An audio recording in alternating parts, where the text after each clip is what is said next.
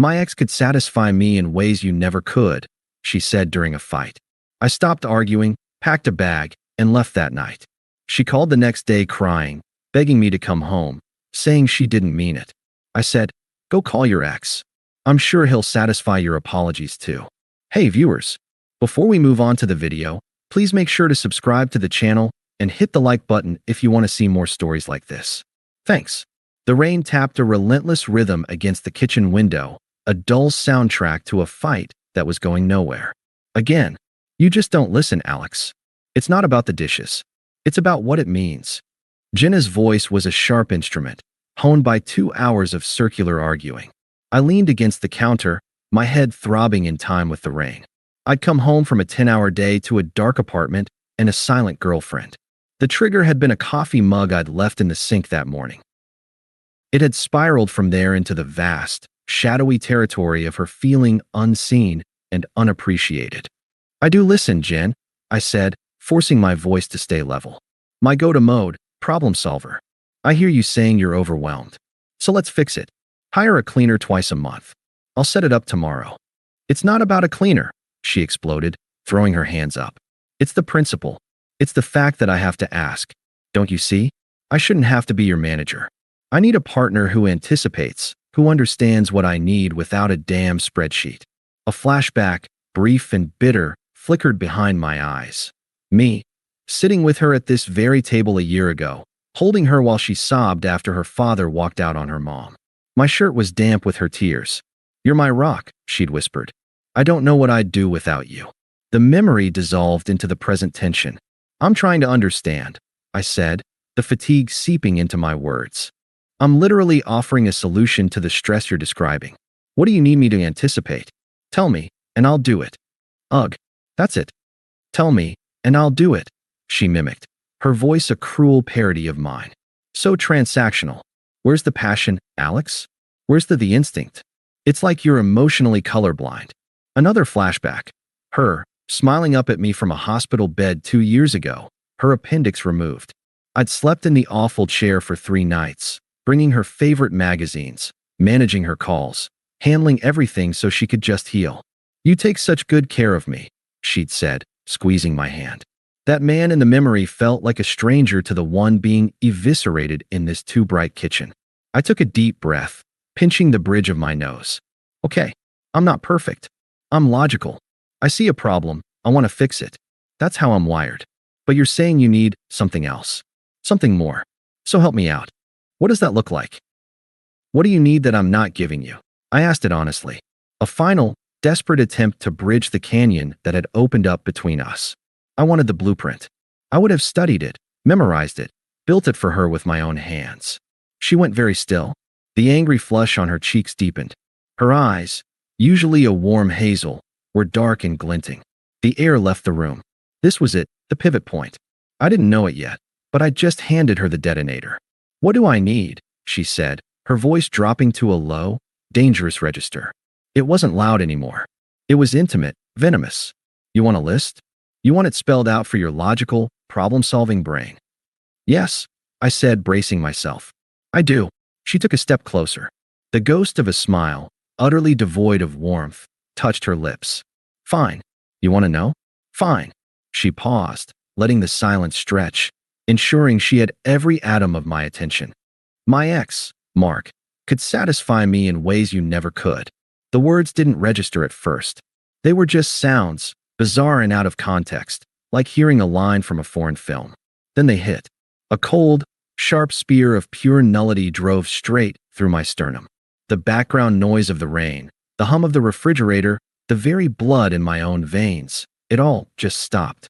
The world became a silent, high-definition picture of her face, twisted in triumphant cruelty. She wasn't done. Empowered by the impact, she leaned in. Emotionally, physically, all of it. He knew how to make a woman feel wanted, desired, like he couldn't breathe without her. "You." She let out a short, derisive laugh. "You make me feel like a task on a to-do list. You're just safe, reliable, like a comfortable old chair. And I'm tired of being comfortable, Alex. I'm starving. Satisfy." The word echoed, obscene and brutal. Never could. Another flashback, this one involuntary and devastating. Her, beneath me in this very apartment, in the early days. Her eyes wide, her whisper in the dark. I've never felt like this with anyone. A lie. All of it a lie. The pain was astronomical, a supernova going off inside my ribcage, but it was instantly vaporized by a vacuum of absolute zero.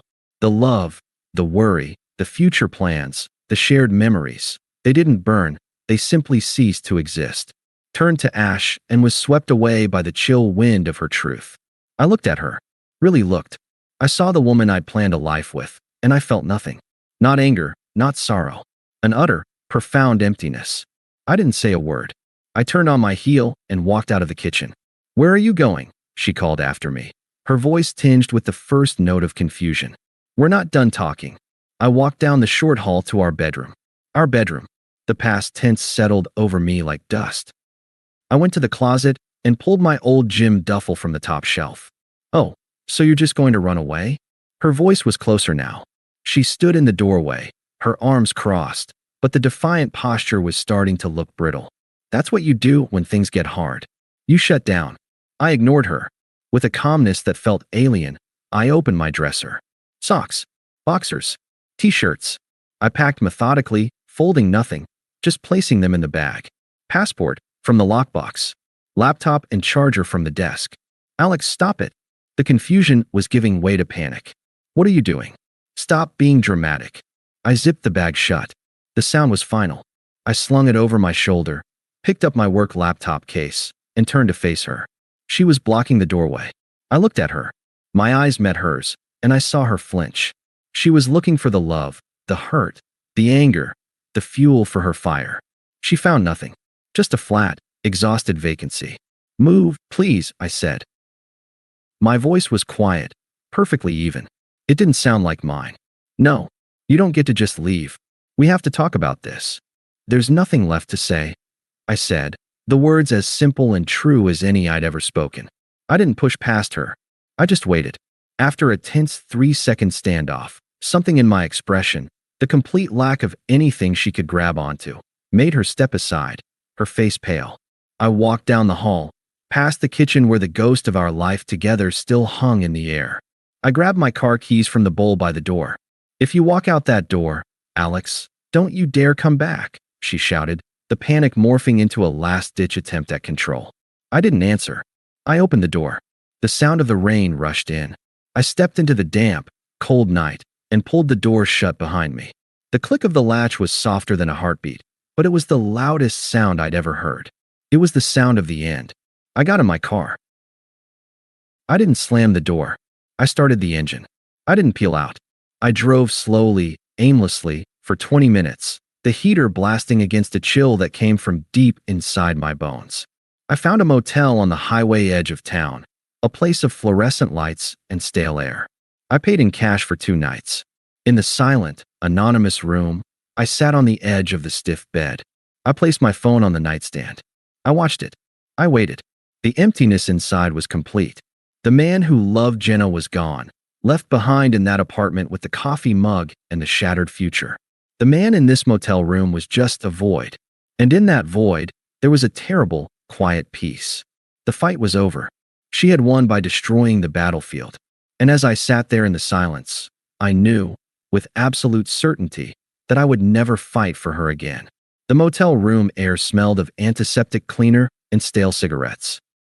I sat in the dark, the only light the pale glow from the parking lot security lamp bleeding through the thin curtains. My phone, face up on the nightstand, was a silent, black rectangle. It stayed that way for exactly 17 minutes. Then it lit up. The screen flashed with her name and a picture from happier times, her laughing at the beach, her head thrown back. The vibration was a frantic, buzzing skitter against the particle board nightstand. It went to voicemail. 30 seconds later, it happened again. And again. I didn't touch it. I watched the calls come in like a scientist observing a phenomenon. Call. Voicemail. Call. Voicemail. A text notification popped up, then another, stacking over her photo. I finally reached over and picked it up. Not to answer. I went to settings. I turned off the ringer. I turned off vibration. I left the notifications on. I needed to see the data stream. I needed proof of the transition, The pivot from cruelty to regret. It was the only thing that felt real. I opened the text thread. Jenna, 12:14 a.m. Alex, where are you? Jenna, 12:18 a.m. This is insane. Come home so we can talk like adults. Jenna, 12:31 a.m. I'm worried about you. Please answer. The tone was all wrong. It was the tone of someone who'd misplaced their wallet, not detonated their relationship. I swiped them away. I opened the voicemail. The first one was from the initial flurry. Her voice was tight, controlled, a thin layer of concern over steel. Alex, it's me. Look, I was angry. I said things I didn't mean. You driving off in the middle of the night isn't safe. Call me and tell me where you are. We'll talk. I deleted it. The second one came 20 minutes later. The control was cracking. Okay, fine. I'm sorry. I'm sorry I said that about Mark. It was a low blow. I was just so frustrated. But you can't just leave. We have a life together. Come home. Please. It was a low blow. Not a lie. A tactical error in a fight she still thought we were having. I deleted it. The third voicemail arrived at 1:47 a.m. This one was different. The sound quality was muffled, wet. She was crying. Baby, I'm so sorry. I didn't mean it. I didn't mean any of it. I was just angry. I wanted to hurt you because I felt hurt. Please come home. He was awful. You know he was. You're everything he wasn't. You're stable and good, and you love me. Please, Alex, please answer. I love you. There it was. The full reversal. The weaponized memory was now a lie. My stability, once her insult, was now my virtue. I felt a distant, clinical interest. This was the predictable script. I pressed delete. The texts continued through the night, a linear map of her escalating panic. Jenna, 2:23 a.m. I can't sleep. The bed is too big. I'm so sorry. Jenna, 3:11 a.m. please. Just a text. Let me know you're safe. Jenna, 5:02 a.m. Are you really going to throw away 3 years over one sentence? That last one made me breathe out a quiet, humorless laugh into the dark room. The framing. I was throwing it away. By not accepting her nuclear strike and then her apology. By refusing to participate in the cycle anymore. When the gray dawn light crept into the room, I moved. The emptiness inside had solidified into a cold, clear purpose. I was a ghost, and ghosts are efficient. I called my boss, Greg, at 7 a.m. My voice was flat, professional. Greg, Alex, family emergency. I need to invoke the full remote clause for the foreseeable future. I'll be offline today, but I'll have my laptop and can handle all my deliverables. I'll email HR. Greg, a decent man, heard the toneless finality in my voice. Geez, Alex. Everything okay? Take what you need. We'll cover the stand-up. Thanks. It's under control. It was the first true thing I'd said. I found a short-term rental online, a furnished studio apartment in a complex on the other side of the city. It was available immediately. I paid the deposit with a credit card she wasn't on. I booked it for 3 months. Then I went to the most sterile, corporate task service website I could find. I filled out a form. Item retrieval and packing. Key under mat. Items are in master bedroom, closet, and office. Marked Alex. Pack all. Deliver to storage unit number 417 at Secure Store on Market ST. I gave them the code to the storage unit I'd just rented online. I attached a photo of my driver's license for verification. I scheduled it for 2 days later, a Tuesday, when she worked her half day at the boutique. I was dissecting our shared life with the emotion of a surgeon removing a necrotic limb. Clean. Precise. No sentiment. My phone continued its silent, illuminating dance. Jenna, 9:15 a.m. You're really not going to answer? After everything? Jenna, 11:30 a.m. I called your office. Greg said you're working remote. What does that mean? What are you doing? Jenna, 4:45 p.m. Fine. Be that way. You were always a coward. You can't handle a real woman with big emotions. Mark was right about you. Mark was right about you. The text was a grenade. It told me everything. She'd already called him. She'd gone to the very source of the poison for comfort.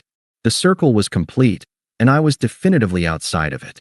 The last faint, phantom twinge of anything, loss, regret, evaporated. It was almost a relief. A week passed.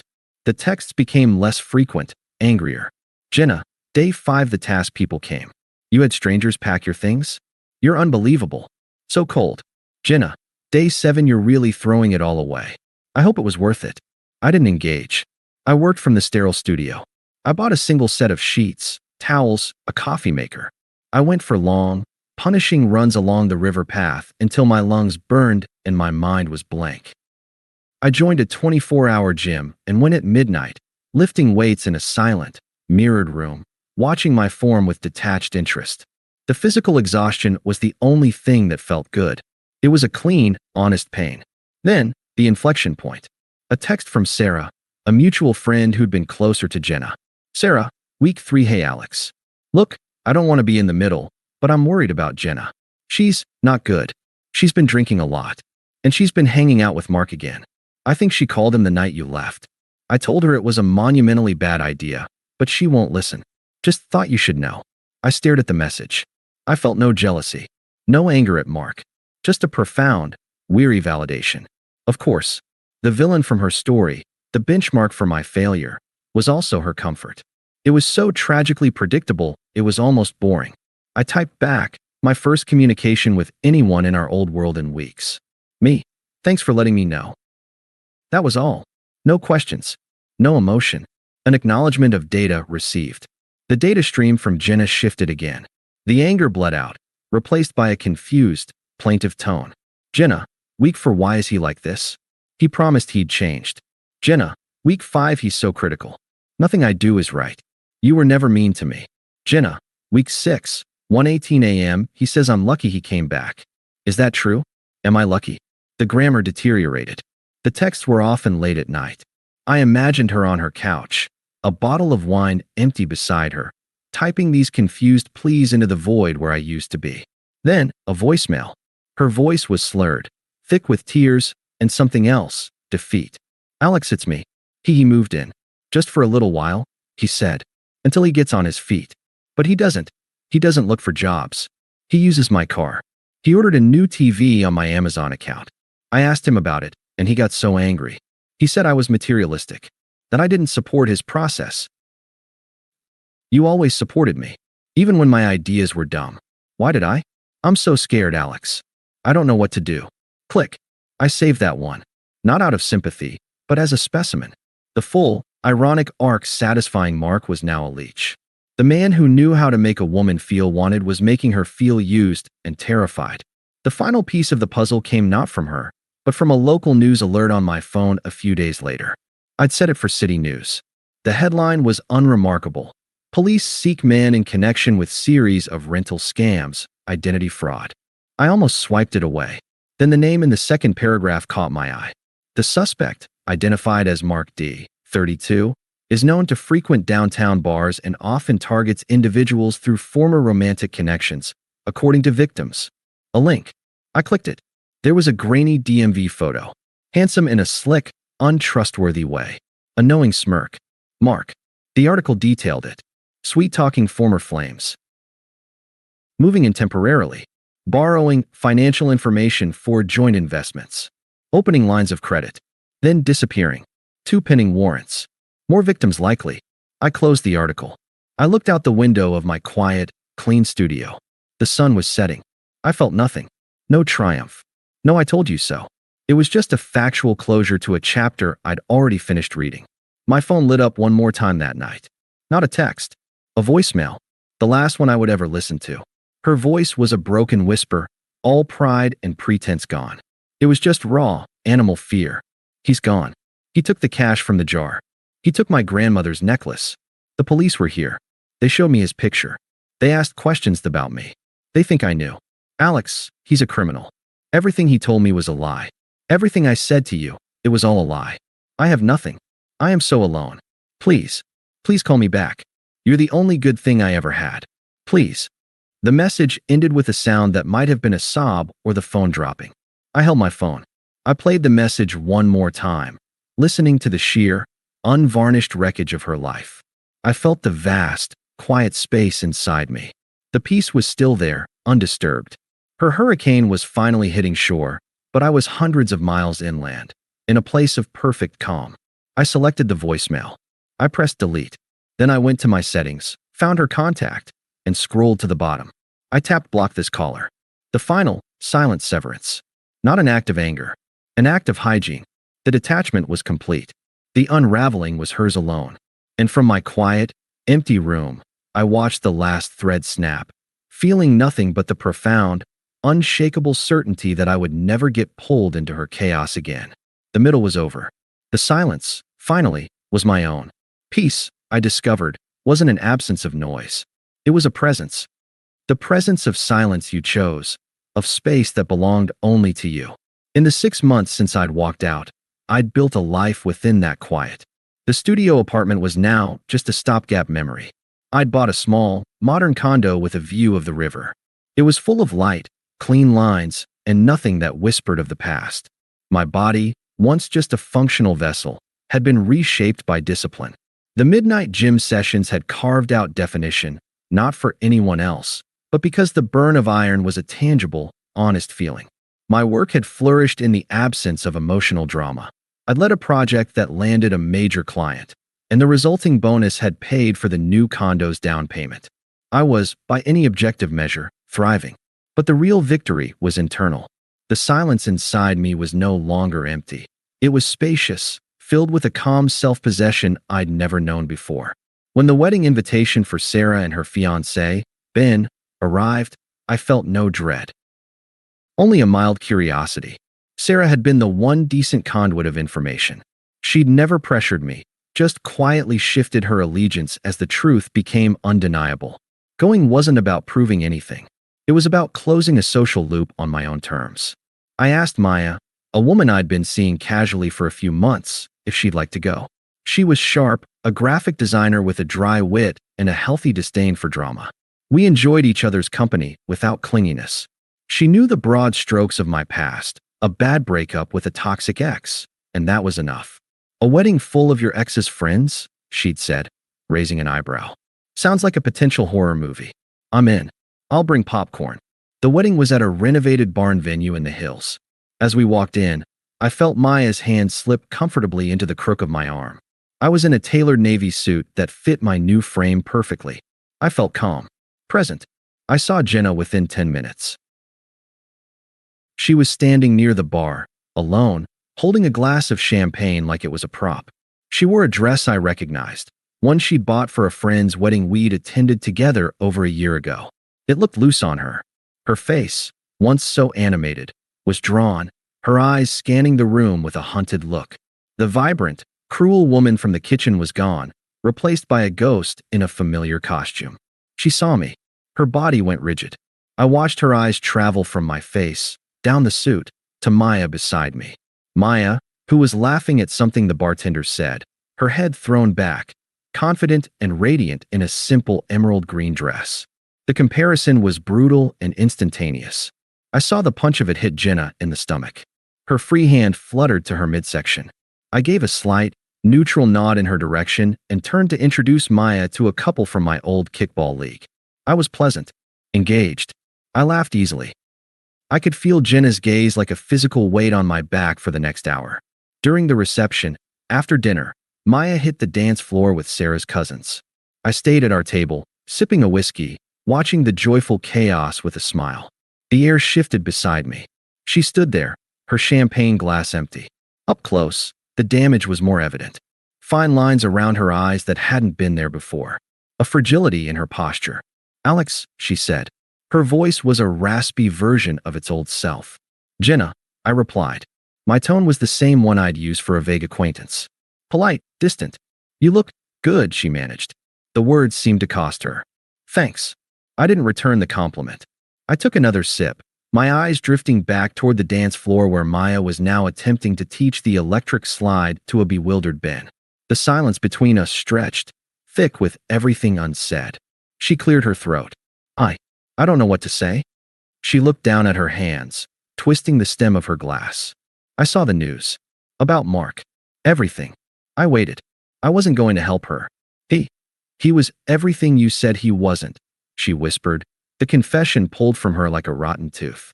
Her eyes welled up, the tears genuine this time.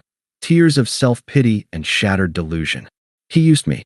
He took money, jewelry. He left me with a credit card bill I can't pay.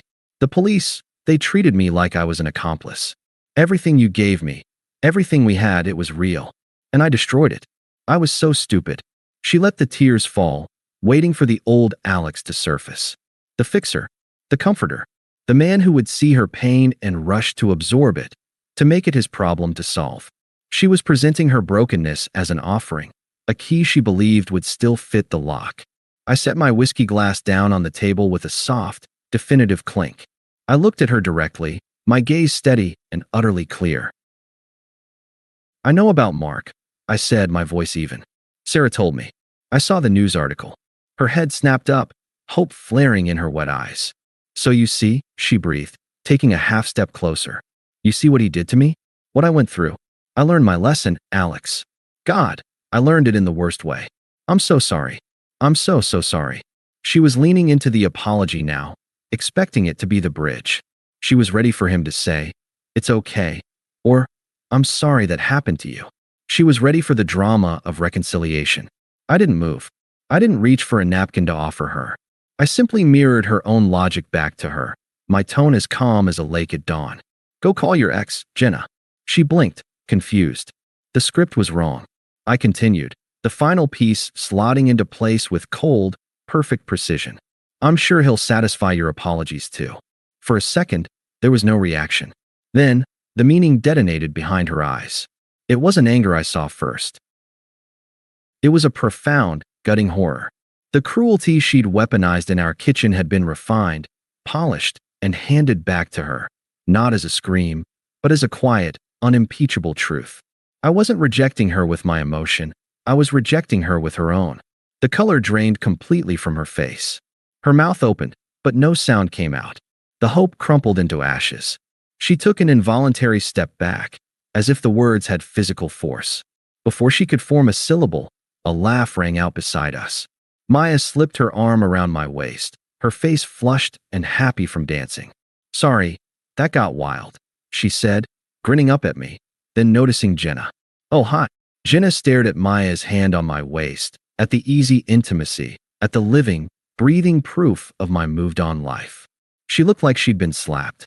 I turned to Maya, my posture softening instantly, a real smile touching my lips. "Maya, this is Jenna. An old friend." "Jenna, this is my girlfriend, Maya. An old friend." The ultimate demotion. The final erasure. Not the great love, not the devastating loss. An old friend. A footnote. Maya extended a hand, warm and oblivious to the nuclear winter she was witnessing. "Nice to meet you." Jenna's hand trembled as she reached out for a limp, brief shake. She couldn't speak. Her eyes were locked on mine, screaming a silent, desperate plea that found no purchase. "We were just catching up," I said to Maya, my voice light. "Ready to head back out?